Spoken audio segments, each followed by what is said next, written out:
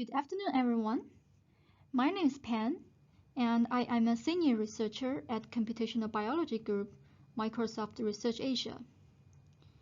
In today's talk, I will share with you some of our recent work on computational biology, as well as our thoughts and views on the direction. So, I have a background of cellular and molecular biology. When I first joined the team, I was flooded by the questions from my colleagues. They would ask, why am I allergic to pollens all of a sudden? Or, is sugar really bad for our health?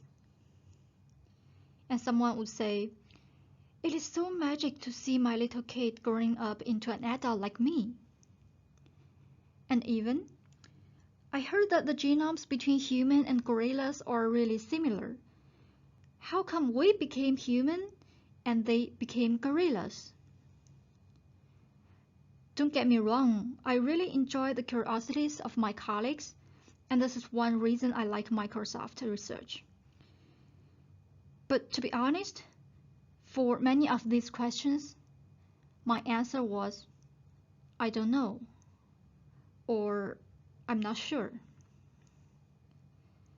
Indeed, there are still numerous open questions remaining in the life science field. There's so many things we just don't know yet. I'll give you a very brief example here. Common cold. I bet everyone is familiar with common cold.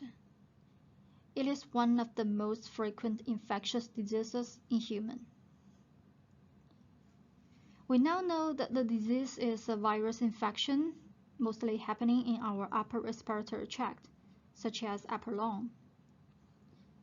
And we also know this virus, with a diameter of 30 nanometer, is the most common cause of common cold. Though we have learned so much about it, we still don't have any vaccine or specific medicines for the disease. Actually, this is the case for many diseases and many conditions. Just for cold, luckily we can recover by ourselves. But for many other diseases, such as cancer, what we can do is only wait and hope we can have a better end. Why is it so hard? Why is it so difficult to understand what is going on in our body? In our cells, millions and even trillions of molecules crowded and tangled together. They interact, communicate, collaborate, or compete. They synthesize proteins, metabolize molecules, transmit signals, and maintain the specialized function of cells. And our body is composed by these trillions of cells. They form tissue, respond to environment, defend pathogen infection, and make sure we can function properly and breathe every second. This great variety of components, giant volume of factors, and huge complexity of hierarchical mechanism behind life is beyond the capability of traditional experimental approaches. They just impossible to deal with it. And we believe this is exactly where machine intelligence and computational tools can make a difference. They are by nature able to deal with this high-dimensional data and mine the complex mechanism behind all the inclusive clues. And in today's talk, I will briefly introduce 5 projects we're working on, covering from fundamental biomedical research to public health and the drug development. Let's start with one of the most fundamental projects, understand how proteins fold. Proteins are building blocks of life. Protein folding means turning the one-dimension protein sequence chain composed of amino acids into a well-formulated 3D structure. Only well-folded proteins can carry out proper functions. Dysregulated protein folding or quality control process is associated with many notorious diseases such as Alzheimer's, Parkinson's, mad cow disease, and amyloidosis. Understanding how proteins fold and what structures are like won't only help us understand how our body operates, but also bring opportunities for disease treatment, vaccine development, and more beyond.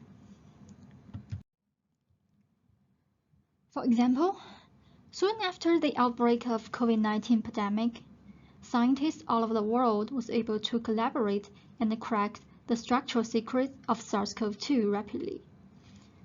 This greatly promoted the development of vaccine. Aside from electron microscopy, X-ray crystallography and AMR spectroscopy can also help us determine the structure of the nanoscale machines such as proteins and even DNAs. However, though every method had its own advantages and preferences, they all have limitations as well. One big problem is the cost. Every aforementioned method requires a lot of money, time, and energy for experiment. It may take months to decades to solve one structure.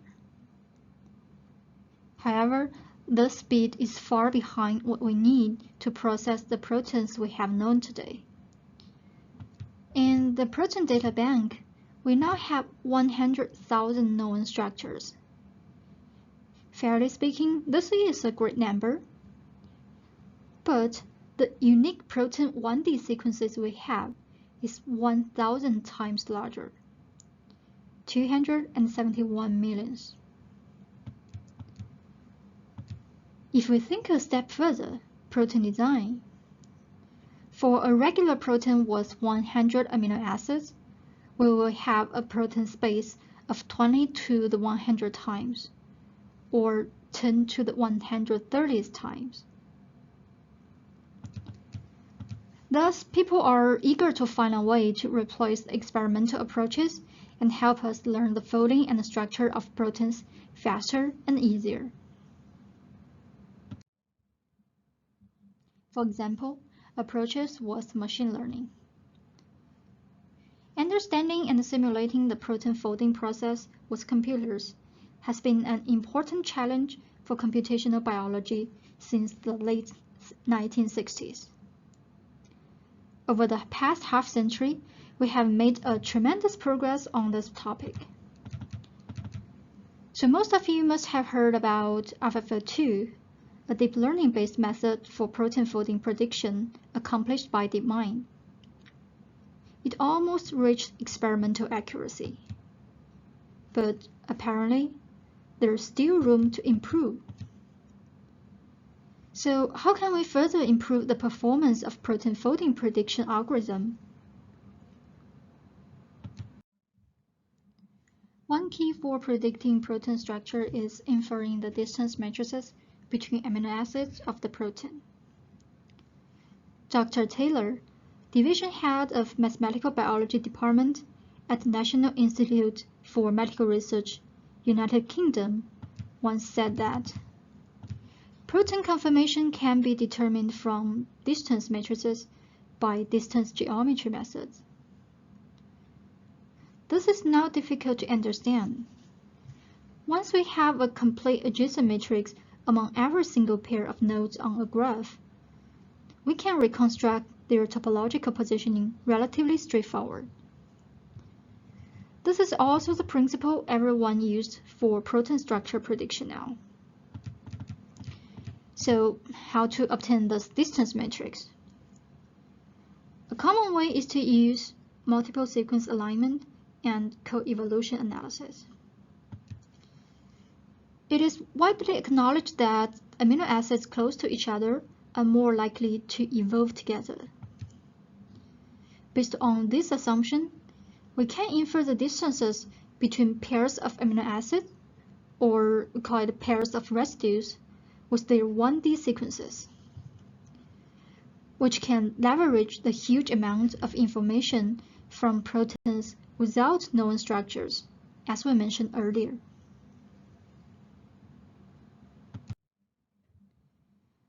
Last month, we have published a normal framework for distance matrix inference with MSA embedding. One way to learn the conditional joint residue distributions directly from MSAs rather than the handcrafted features, with the idea of embedding from neural language processing. And also, most recently, we have further improved our results by incorporating attention mechanism, thus to have the model learning broader coevolution pattern from different pairs of MSAs. This method showed a great improvement on context prediction tasks compared with the previous SOTAS, and the result analysis showed that our method can capture the long-range context more efficiently, as the red circle shown here. So we're now collaborating with David Baker, the leader and pioneer in the field of protein structure prediction and protein design. As Baker mentioned, we believe that machine learning can bring us more returns with growing effort in the field. Next, let's talk about how to make proteins move. As I mentioned earlier, with the help of electron microscope, we were able to have a better understanding of SARS-CoV-2. For example, we know that a protein named spike glycoprotein on the surface of the virus is responsible for the infection initiation. It can bind to a receptor on the human cell and promote the fusion between the viral and the cellular membranes. Knowing this fact, we can develop vaccines and therapeutic antibodies that targeting the protein, and also we can develop diagnostics from these mechanisms. But sometimes the questions still remain.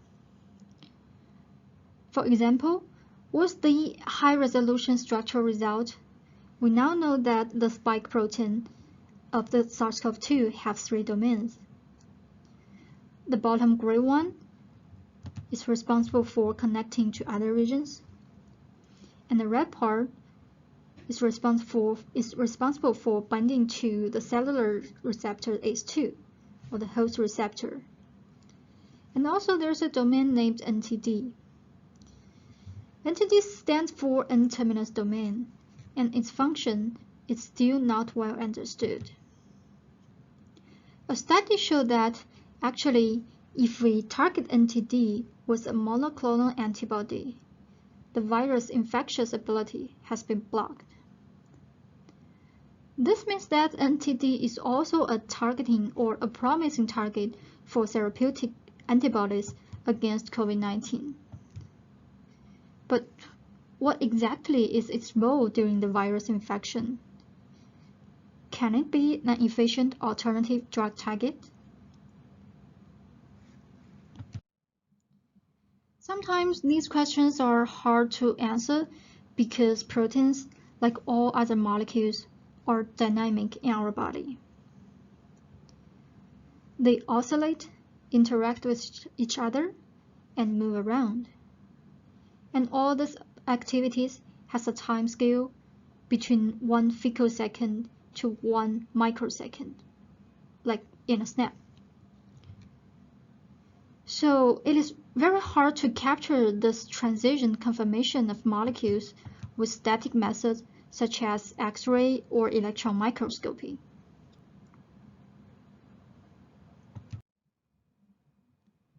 In these cases, people usually turn to a method called molecular dynamics.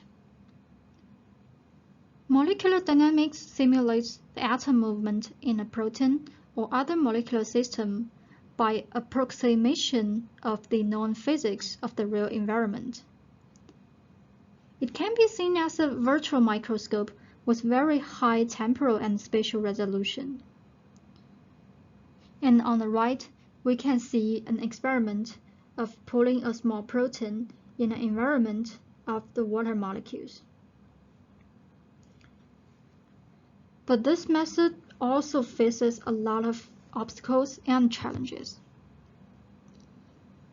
One challenge is that we need to robustly interpret the conformational dynamics from very high dimensional raw trajectories. And also, we need to efficiently and accurately sample the whole conformational space for the protein with the tremendous possible conformations. We are starting from an initial state with a huge number of freedom, and we need to go through an astronomical numbers of possible conformations to reach a unique and reasonable final state of the protein. As you can imagine, this process needs a lot of resources and time and probably money. We try to overcome these issues with our domain knowledge and deep learning-based accelerating algorithms, as well as the computational resources on Microsoft Azure. We elucidated the regulatory function of NTD domain on SARS-CoV-2 virus via the molecular dynamics simulation of tens of GPUs and several months. So we show that there are basically two modes of the NTD domain on the virus. The first one is when the orange NTD domain wedging in to block the RBD from dropping down. In this case, the RBD domain can initiate the infection process by binding to the host cell receptor. And in mode 2, the orange NTD domain will move out, letting the RBD to tilt down. In this case, the infectious capability of the virus will drop, and this is probably also the method why the previous antibody can work. So though we have clearly showed how NTD domain regulates the infectious process of the virus, we still realize that this is a very costly process. We are working on more sophisticated algorithms to make this method more applicable and extend it to larger systems.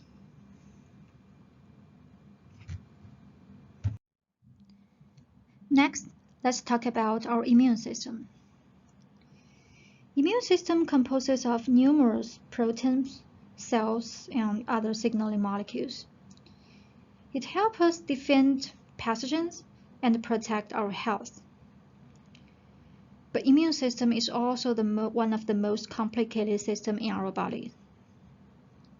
And in one of our projects named Antigen-map project, we are trying to dissect the relationship between T cells, one of the most important components in our immune system, and the antigens, the peptide from the pathogens invading us. So a few months ago, FDA approved the first and only commercially available T-cell test for COVID detection.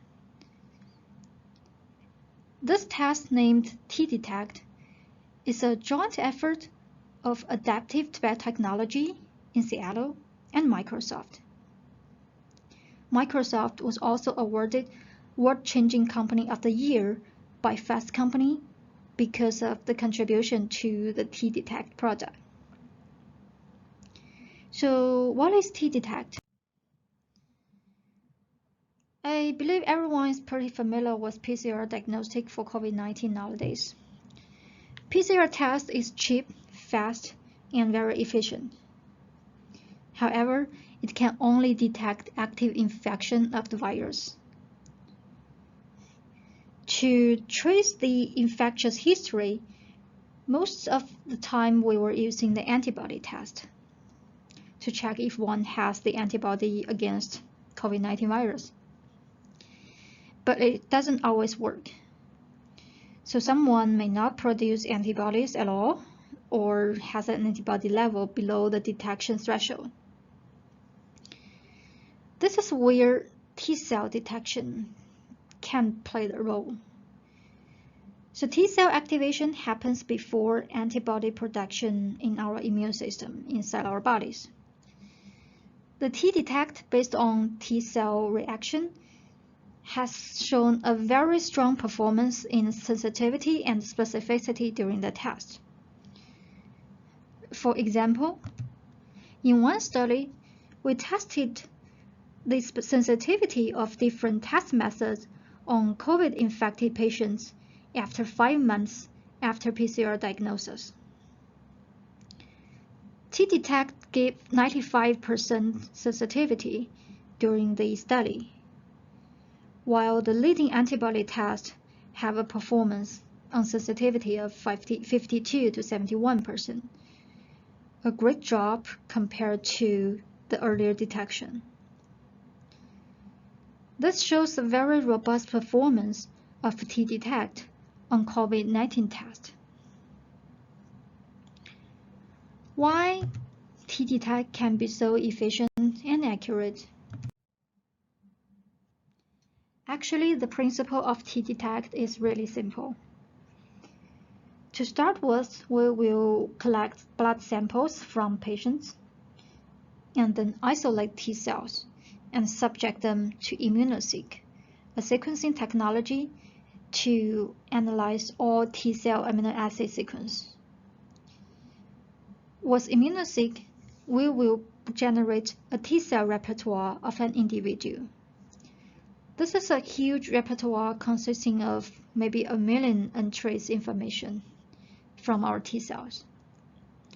And we will then use a machine learning model to explain and decode all the information in the T cell repertoire, and use the machine learning model for COVID-19 diagnostics or detection. This framework does not only work for diagnostics, such as COVID detection. It can only greatly benefit the immunotherapies and even vaccine development. Why is T cell so powerful? This is because T cells can recognize the antigens invading us in a very specific way. I will briefly introduce the process here. So, say a virus infects us and get into our body. Something named antigen-presenting cell will swallow this virus in, or swallow this pathogen in, digest it, and they present a part of this pathogen on the surface of its cell body with a molecule called MHC1. So this part presenting on the cell surface is usually a small chunk of protein digested from this pathogen. And the T cells was the T cells receptor will specifically recognize the small fragment of peptide.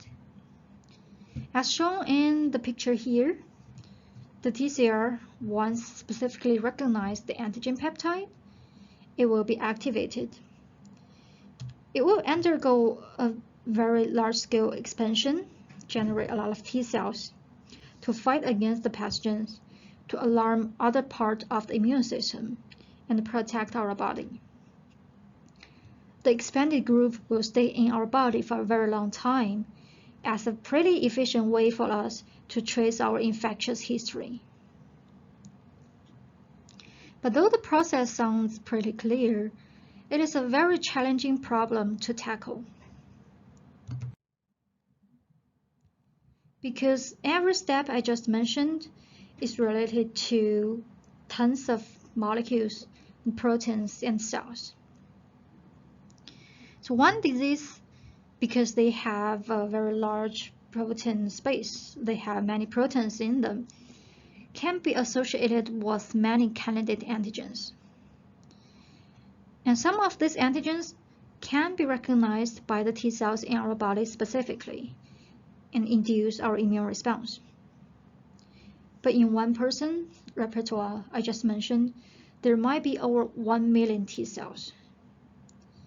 The total T cell diversity can reach 10 to the 18 times in theory, if we consider all the possibilities. So, which antigen can be recognized by T cells? And which T cells can be a better responder to our infected pathogens? And why sometimes the T cell can recognize the antigens better, sometimes cannot? And what kind of T cells can be a better responder of drugs or targeting or therapeutic targets to treat all different kinds of diseases? These questions are really difficult to answer because the great data volume involved in this process. But deep learning models have the capability to process such large volume of data and extract the underlying pattern from them. So we have been working on using the deep neural network to map our T cells and antigens. We're building an antigen map that tells us which antigen can be targeted by which TCR. And these results can serve as a very good foundation for us to develop more diagnostic applications and even therapeutic applications in vaccines, except from the COVID tests we already have. Now let's shift our focus from what's happening inside our body to what's happening in a group of people. Let's talk about public health. So for pandemic diseases such as COVID-19, it is also very important for us to learn how the disease spread among a population. This accurate pandemic forecast can greatly benefit pandemic planning, resource allocation, and implementation of social distancing measures and other interventions.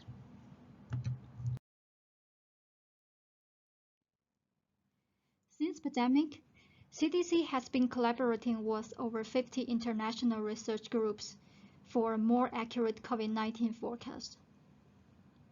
Among them, there are top-tier universities such as Johns Hopkins, Carnegie Mellon, Caltech, and MIT. Also big companies like Google, Facebook, and Microsoft. We hope to forecast the deaths, hospitalizations, and cases so as to help inform public health decision-making by projecting the likely impact of the COVID-19 pandemic in coming weeks. This is actually an extremely challenging task. The first challenge is that CDC prefers the forecast to be made at different administrative levels for better resource coordination and planning. There are 51 states and over 3,000 counties in the United States. So it's a tremendous amount of job to make accurate predictions for each single county and then aggregate them to the state level. And second, the epidemic doesn't only happen in independent regions. Its development is related to many other regions. For example, in this picture, we are showing the commuting trend to Manhattan every workday. There's very frequent communication between residents in Manhattan and the surrounding areas. And to make the work harder, actually this correlation is not stationary. It evolves over time. There might be underlying daily pattern, weekly pattern, and even some irregular patterns.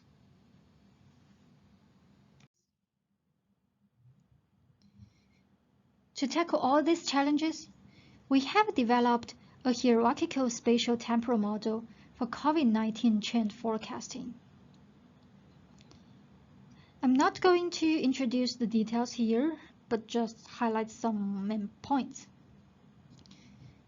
Firstly, after taking in the data of different formats, we input them into a temporal encoding module that will help us extract the underlying temporal pattern of the data.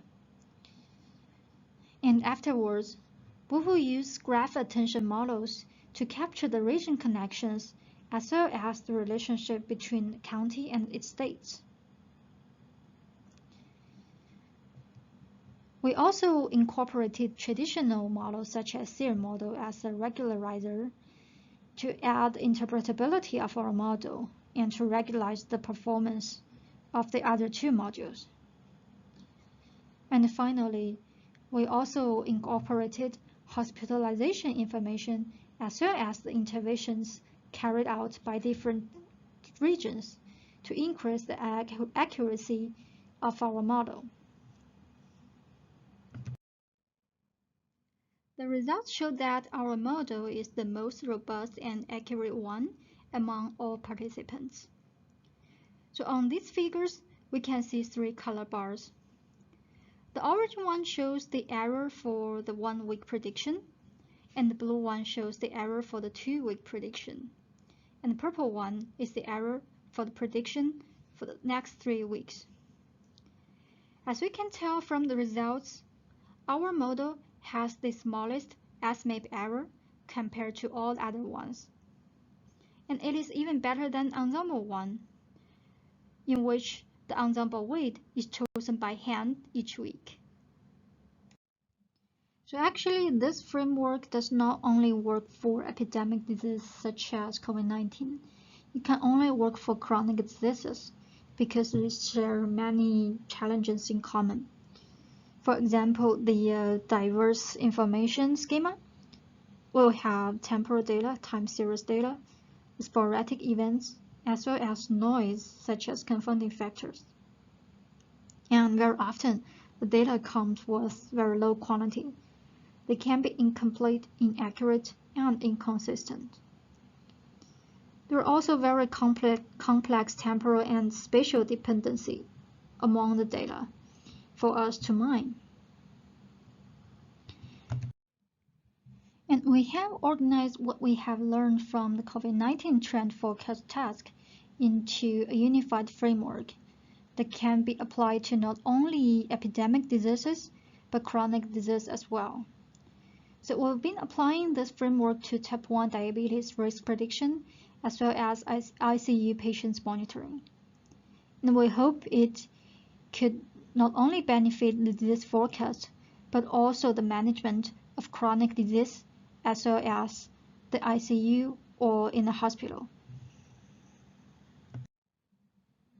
Computer-aided drug discovery is also a pretty popular topic recently, as well as the focus of MSRA. Traditional drug discovery process is a very expensive pipeline. It may take over 10 years and more than $1 billion. So people are hoping that computer-aided drug discovery can accelerate this process and cut down the cost. We mentioned molecular dynamics previously. The virtual screening based on molecular dynamics can be a powerful tool for lead generation. And also, we have done work regarding target discovery based on literature mining, as well as molecular property prediction for preclinical tests. For the drug target discovery task, we focused on extracting useful triplet from the article's title and abstract.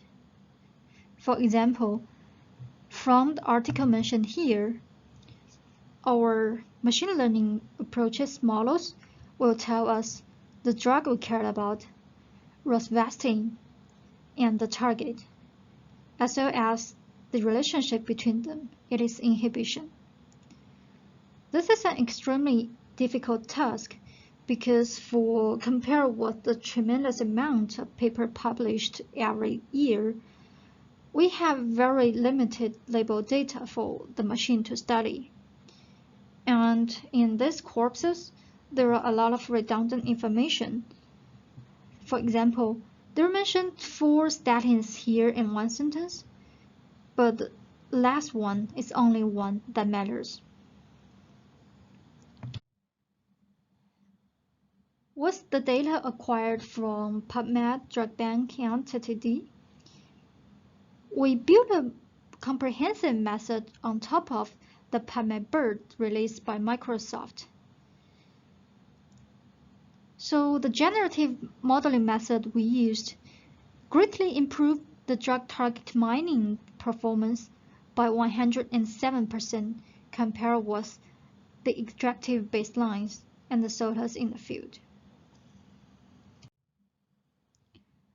Also, we have tried a transformer and graph neural network dual-view molecular pretraining method for molecular property prediction. We reached the SOTA results on 7 out of 9 tasks from the MoleculeNet. For example, in the task to predict the blood-brain barrier penetration property of a molecule, we improved the EUC performance by 4% compared to the previous best. We also showed that this dual-view method could better predict the molecules with long structured format compared to other methods. So aside from the project I just introduced, actually MSRA is interested in a lot more biomedical science and public health related projects or directions. For example, in the fundamental biology part, aside from the protein and computational immunology projects I introduced, we also care about applying computational methods in genomics and epigenomics researches. And we have a full plan for the AI for drug direction, including the drug repurposing and side effect prediction. We also care about public health and clinical decision support. Aside from epidemic diseases and chronic diseases, we have interest towards precision medicine, such as drug response prediction with causal feature selection, as well as microbiota-based diagnostics. There are works related to electronic medical record processing. We have data privacy-related studies, as well as studies on personalized medicine and drug recommendations. We also have very strong strengths on medical image computing, such as clinical image computing and microscopy image computing. For example, we have collaborated with Peking University People's Hospital to deploy a deep learning-based medical image analysis pipeline on Azure ML. And also, we have been collaborating with Pfizer and Xiehe Hospital for the classification of microscopic fungi pictures to support the clinical decisions during infection. Healthcare is not only the interest of MSRA, but a strategy direction of whole MSR and even Microsoft. During the past few years, we have developed a project named Inner Eye. It's a collection of tools for automatic quantitative analysis of 3D radiological images.